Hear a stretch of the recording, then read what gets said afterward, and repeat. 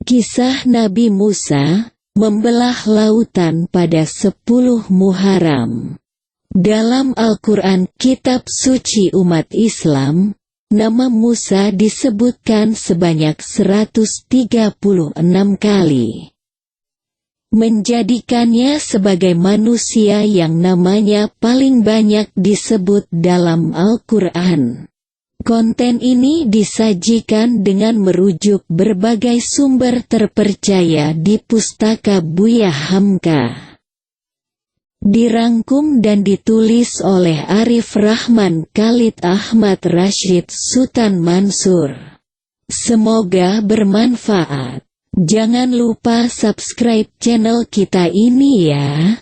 Terima kasih. Muharram, bulan di awal tahun Hijriyah yang termasuk bulan suci karena memiliki banyak kemuliaan dan kisah tentang harapan baik. Di bulan Muharram, Rasulullah Shallallahu Alaihi Wasallam dan para sahabat hijrah ke Madinah karena penduduknya ramah dan lokasinya strategis untuk menjaga semangat dakwah Islam. Lalu, ada pula kisah Nabi Musa singkat yang membelah lautan pada 10 Muharram untuk hijrah dari penguasa negeri yang kejam. Nabi Musa diutus sebagai nabi untuk Bani Israel. Pengutusannya diperkirakan sejak tahun 1450 sebelum Masehi. Pemilihannya sebagai nabi dilakukan oleh Allah dan dinyatakan dalam surah Al-A'raf ayat 144. Inti dari ajaran yang disampaikan oleh Nabi Musa kepada kaumnya adalah tauhid, mengesahkan Allah sebagai satu-satunya Tuhan alam semesta yang berhak disembah. Ajaran-ajarannya adalah sama dengan ajaran Islam, karena pada hakikat seluruh para nabi dan rasul mengajak manusia untuk menyembah Allah semata. Kelahiran Nabi Musa. Sejak bayi, hidup Nabi Musa tidak pernah tenang karena diincar oleh penguasa zalim, Raja Fir'aun. Ibunda Nabi Musa memasukkan buah hatinya ke dalam peti kayu dan dihanyutkan di Sungai Nil, Mesir. Peti Nabi Musa ditemukan oleh para dayang Fir'aun. Lalu, ia dibawa ke istana Raja Fir'aun. Saat melihat Musa bayi, istri Fir'aun yakni Asiyah binti Muzahim sangat mencintainya. Ia merawat Musa kecil meskipun ditentang oleh suaminya. Kisah ini diabadikan dalam Al-Quran Surat Al-Qasas ayat 9. Artinya, dan istri Fir'aun berkata, "Dia adalah penyejuk mata hati bagiku dan bagimu. Janganlah kamu membunuhnya. Mudah-mudahan dia bermanfaat kepada kita atau kita ambil dia menjadi anak," sedang mereka tidak menyadari. Ketika Nabi Musa diasuh oleh Asiyah, ia tidak mau makan dan minum susu. Lalu, ia dibawa ke pasar bersama para pengawal perempuan. Sesaat kemudian, saudara perempuan Nabi Musa mengetahui keberadaan Nabi Musa di pasar. Ia memberitahu pengawal bahwa ada seorang ibu asuh dan penyusu bayi. Mereka pun pergi ke rumah yang ditunjukkan oleh gadis tersebut. Muncul seorang wanita yang merupakan ibunda Nabi Musa.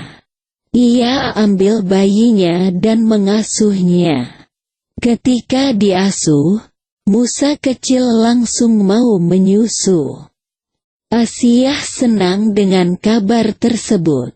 Sejak saat itu ia menggaji ibunda Nabi Musa dan memberikan nafkah untuk kebutuhan Musa. Nabi Musa tumbuh menjadi pribadi yang baik.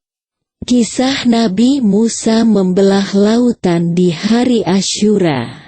Allah mengabulkan permintaan Nabi Musa untuk pindah ke tempat yang lebih baik dan nyaman. Kisah Nabi Musa hijrah bersama pengikutnya dari kekuasaan Bengis tercantum dalam surat Ad-Duhan ayat 23. Fa asri bi ibadi lailan inakum mutabaun, artinya, Allah berfirman, karena itu berjalanlah dengan hamba-hambaku pada malam hari. Sesungguhnya kamu akan dikejar. Maksud ayat tersebut adalah Allah menyambut permohonan Nabi Musa dengan berjalan pada malam hari bersama pengikutnya tanpa sepengetahuan Fir'aun. Sesungguhnya, Nabi Musa dan pengikutnya akan diikuti dan dikejar oleh Fir'aun dan bala tentaranya. Selain itu, kisah Nabi Musa secara singkat membelah lautan pada hari Asyura tercantum dalam surat Asy-Syu'ara ayat 60, artinya, lalu, Fir'aun dan bala tentaranya dapat menyusul mereka pada waktu matahari terbit. Fir'aun dan bala tentaranya dapat menyusul mereka di pagi hari. Kedua pasukan, yakni Fir'aun dan Musa, berada pada jarak yang sangat dekat.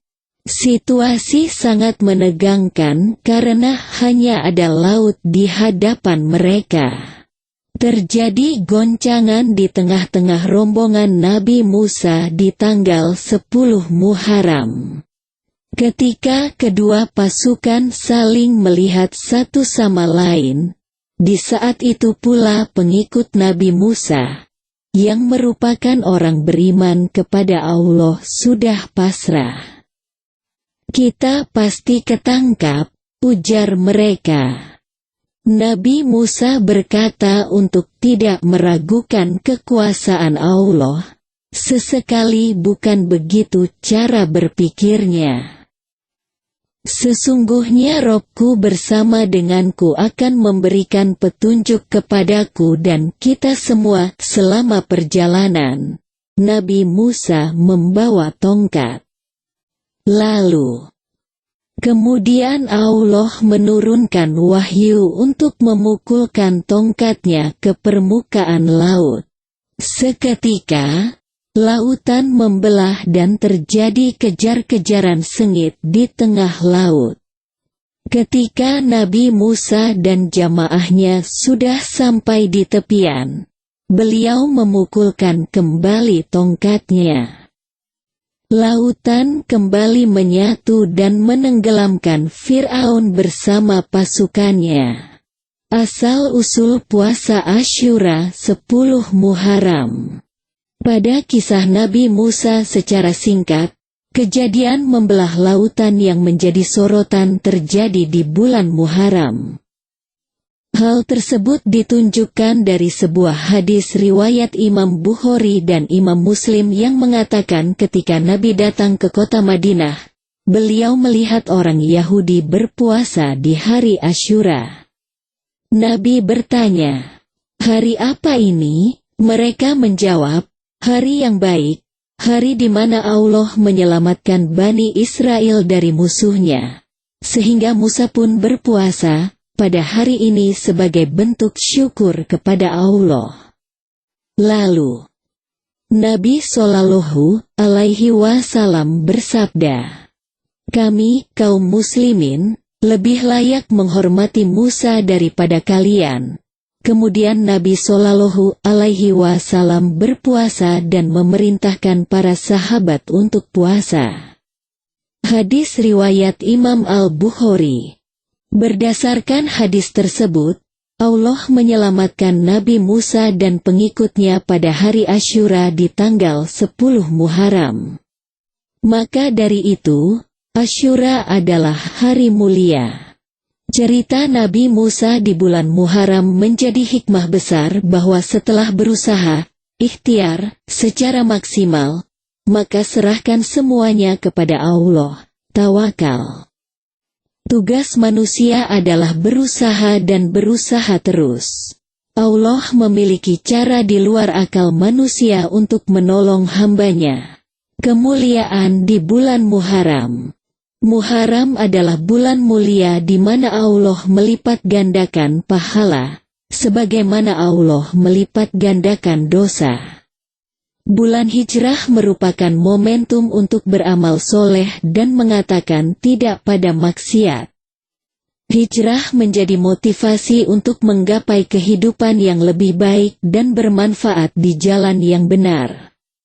Nabi Shallallahu Alaihi Wasallam bersabda dalam riwayat Imam Muslim, "Al-ibadatu fil haraji kal hijrati ilayya," artinya, beribadah di saat ketika manusia lalai, maka pahalanya seperti berhijrah kepada diriku.